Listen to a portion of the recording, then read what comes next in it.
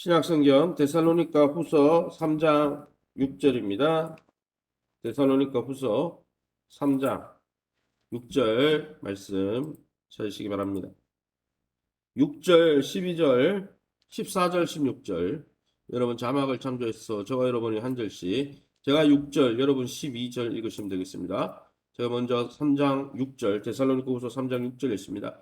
형제들아, 우리 주 예수 그리스도의 이름으로 너희를 명하노니 게으르게 행하고 우리에게서 받은 전통대로 행하지 아니하는 모든 형제에게서 떠나라. 이런 자들에게 우리가 명하고 주 예수 그리스도 안에서 권하기를 조용히 일하여 자기 양식을 먹으라 하노라. 14절입니다. 누가 이 편지에 한 우리 말을 순종하지 아니하거든 그 사람을 지목하여 사귀지 말고 그로 하여금 부끄럽게 하라. 16절입니다. 평강의 주께서 친히 때마다 일마다 너희에게 평강을 주시고 주께서 너희 모든 사람과 함께 하시기를 원하노라. 아멘.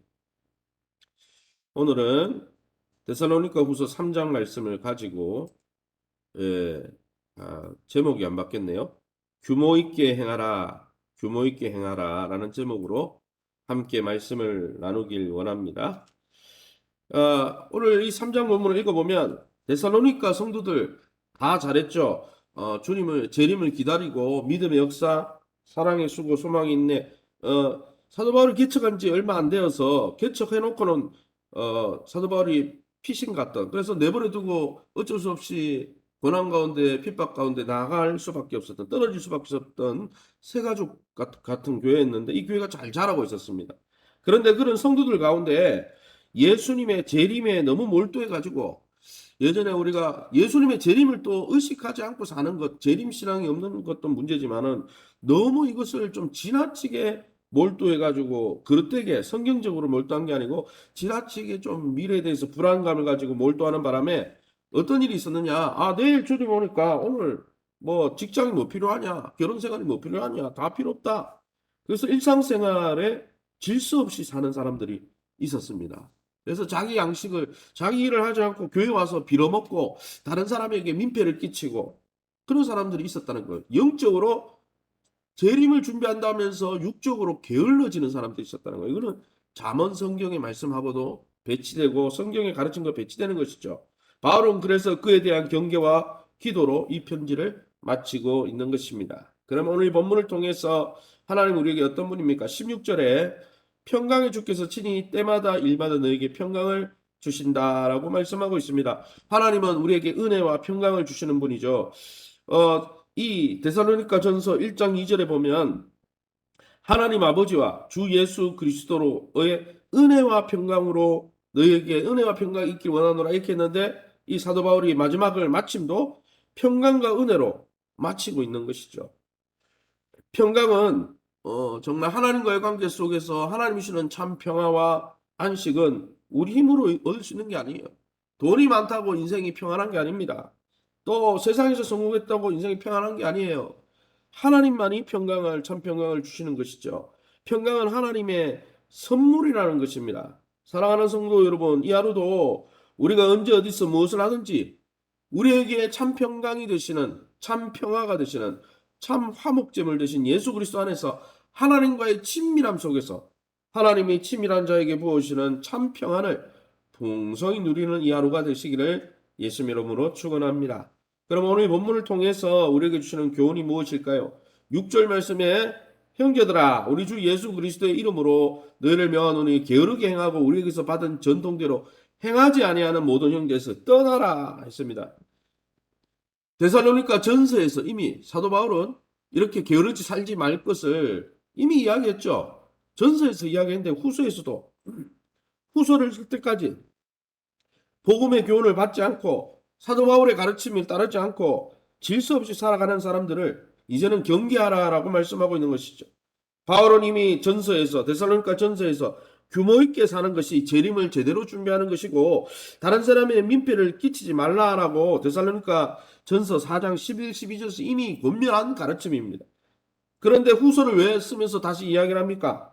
지도자의 권면을 듣지 않고 계속 무질서하게 살아가면서 공동체를 어지럽히는 사람들이 있었다는 거죠. 그러니까 하나님의 사람 바울은 어떻게 권면합니까? 하나님의 말씀과 영적 지도자의 가르침을 듣지 않고 무딘 마음으로 살아가면 무엇이 우리를 잠식해요? 하나님의 말씀을 안 듣고 지도자의 가르침에도 귀를 기울이지 않으면요, 결국 우리에게 영적 게으름과 무질서가 우리의 삶을 점령하고 그 게으름을 통해 사단이 우리를 지배하기 시작한다는 것이죠. 그래서 말씀이 뭐 중에, 목사님 말씀이 뭐 중에, 그러고 내 의지대로 살아가면 잘 사는 게 아니에요. 하나님의 진리의 말씀이 우리의 마음속에 담기지 않으면 그 텅 빈 마음에 사단이 다른 것을 가지고 우리를 지배해버린다는 것이죠. 사랑하는 성도 여러분, 그러기에 영적 지도자의 권면을 잘 들으시고 또한 하나님의 말씀 가운데 성령이 말씀하시는 것을 잘 귀담아 들어서 시냇가에 심은 나무처럼 주의 말씀을 듣고 순종하는 자에게 주시는 참 형통함과 참 안식을 누리시기를 예수님 이름으로 축원합니다. 12절 말씀입니다. 12절에 이런 자에게 우리가 명하고 주 예수 그리스도 안에서 권하기를 조용히 일하고 자기 양식을 먹으라 하노라. 이런 자들은 앞에 나온 대로 복음의 가르침, 사도 바울의 설교대로 권면대로 따르지 않고 계속 이렇게 게으르게 재림을 믿는다고 하면서 일상을 내려놓은 사람들을 이야기하는 것이죠. 종말에 대한 이 왜곡된 믿음으로 현실의 삶을 게을리하는 사람들이 당시에도 많이 있었는데 현대에도 또 잘못된 이 재림 교리에 붙들린 사람들이 그렇죠. 특별히 이단들이 가르치는 교리는 이 형평성이 없잖아요. 이 뭡니까? 중용이 없잖아요. 딱 성경이 말하는 균형이 없다는 것이죠. 균형이 허물어지면 극단적으로 가면 그건 위험한 것이죠. 성경을 잘 살펴봐야 되는 점. 그런데 어쨌든 이렇게 재림 때문에 재림 교리에 대한 잘못된 생각으로 현실의 삶을 게을리하는 사람들은 단지 일하기를 싫어했을 뿐 아니라 일은 안 하고 자기가 할 일은 안 하면 어떻게 합니까? 게을러지니까 시간은 남으니까 어떻게 합니까? 교회 안에 들어와서 일을 만들었다는 거예요. 아니 자기 일을 하면 될 것이지 교회 안에서 왜 일을 만듭니까? 그죠? 그래서 일을 만들고 다니면서 다른 사람이 준비한 양식을 빌어먹고 살면서 사실은 교회가 구제를 할 사람들이 따로 있죠. 홀로 된, 오래된 과부들을 돌보고, 고아들을 돌보고, 주변에 어려운 이웃들을 돌보고 해야 되는데, 그런 구제의 양식이 다 그런 사람들에게 멀쩡하게 손다리, 팔다리가 있는데, 이렇게 재림을 잘못 믿어가지고 이런 사람들이 있었다는 거예요. 우리가 진실로 예수님의 오심을 사모하면 그날이 가까울수록 어떻습니까? 선한 일에 열심을 내고 자신의 삶을 규모 있게 세워가고 자신의 삶이 하나님의 아름다운 신부가 되도록 거룩과 성결과 성실과 인내 가운데 이렇게 하는 것이 믿음의 역사지. 다 방치하고 그날만 기다린다. 그건 잘못된 신앙이라는 거예요.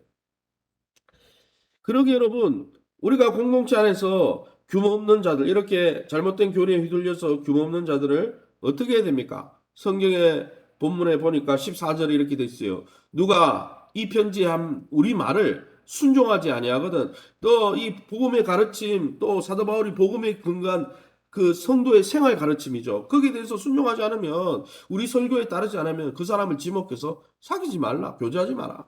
그로 하여금 부끄럽게 하라. 이렇게 얘기했습니다. 사도 바울은 고린도전서 13장을 쓴 사랑의 사도인데 어찌 이렇게 말을 하느냐. 여러분, 교회 안에는 사랑도 있고 위로도 있어요. 그러나 잘못된 부분을 가르치기, 양육이라는 단어가 무조건 내 옳은 젖을 내주는 게 아니라 재앙구를 내주는 게 아니라 지난주에 설교했듯이 하나님도 마찬가지입니다. 하나님께서도 우리를 양육하실 때 정말 우리에게 은혜를 주시고 긍휼을 베풀어 주시지만은 우리가 잘못 길을 갈 때는 책망하시고 징계하시고 훈육하시는 것이죠. 바로 가르쳐 여러분 훈계한다는 거예요. 그래서 이 성경 14절에도 그 사람이 잘못 가고 있기 때문에 사귀지 말라는 거예요. 그 사람 스스로가 내가 잘못되었구나. 교회에서 받아주지 않는 거 보니까 잘못되었구나. 이렇게 교회는 정당한 치리와 징계가 가능한 게 교회예요. 근데 현대교회는 이런 치리하면 교인 떠날까봐 치리를 하지 않고 징계를 하지 않고 훈육을 하지 않다 보니까 다 하나님의 뜻에 어긋난 길로 가는데도 현대교회를 내버려 두다 보니까 하나님의 뜻을 받들지 못하고 세상 가운데 오히려 욕먹는 교회가 되는 것이죠. 그러기에 사랑하는 성도 여러분, 우리 가운데 바로잡는 것이 필요하다면 때로는 그 사람에게 가던 재정을 중단하든지 교제를 멀리하든지 초대교회들도 그랬다는 거예요. 그들을 징계하라는 거예요. 왜 징계하냐? 그들을 바로 세우기 위해서, 사랑 가운데 바로 세우기 위해서, 깨닫게 하기 위해서 그렇게 또한 해야 한다는 거예요. 여러분, 자녀에게 왜 매를 듭니까? 지나치게 매를 들고 지나치게 폭력성을 가하는 것은 문제가 되지만, 사랑 가운데 자녀가 잘못 갔을 때 매를 들어서 바른 길로 인도하는 것은 부모의 역할이고 영적 지도자의 역할이라는 것이죠.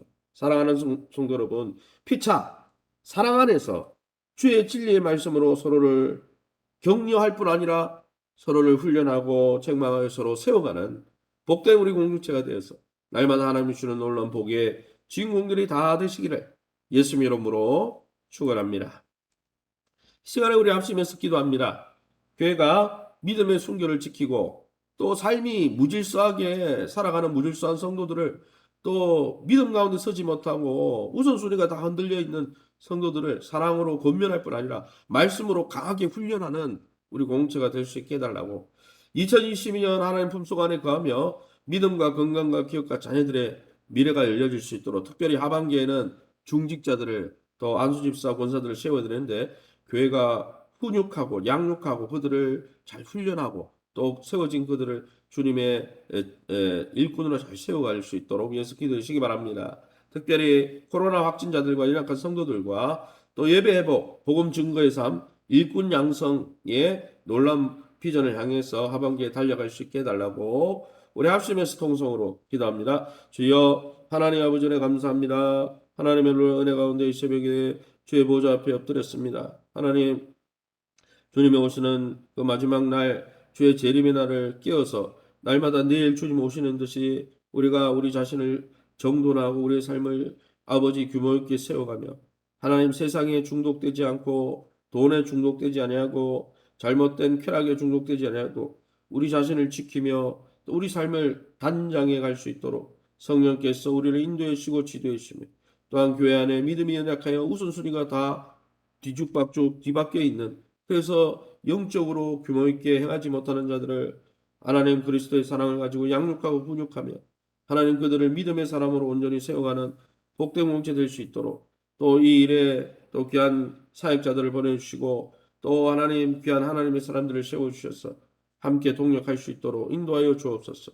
하반기에 하나님 아버지 또 안수집사 권사 또 귀한 직분자를 세우며 또 이미 세워진 직분자들에게 성령의 능력을 부어주셔서 주님 부르시는 그날까지, 주님 앞에서는 그날까지 주님 주신 사명과 소명을 잘 감당하며 또 그것을 위해서 훈련받고 교회 질서와 교회 교육에 훈련받으며 협조하면서 하나님 주시는 영광과 은혜를 누리는 복된 귀한 하나님의 사람들 될 수 있도록 축복해 주옵소서.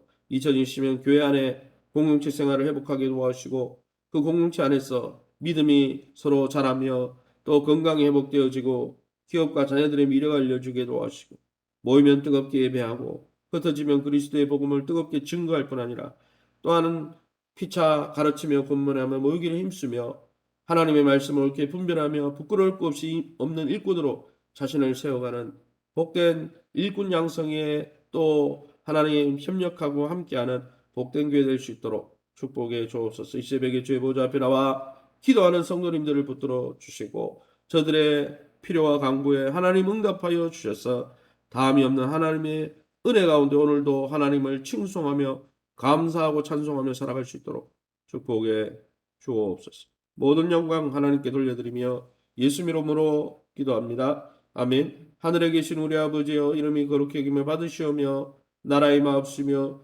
뜻이 하늘에서 이룬 것 같이 땅에서도 이루어지이다. 오늘날 우리에게 일용할 양식을 주옵시고 우리가 우리에게 죄진 자를 사하여 준 것 같이 우리 죄를 사하여 주옵시고 우리를 시험에 들게 하지 마옵시며 다만 악에서 구하옵소서. 대개 나라와 군수 영광이 아버지께 영원히 있사옵나이다. 아멘.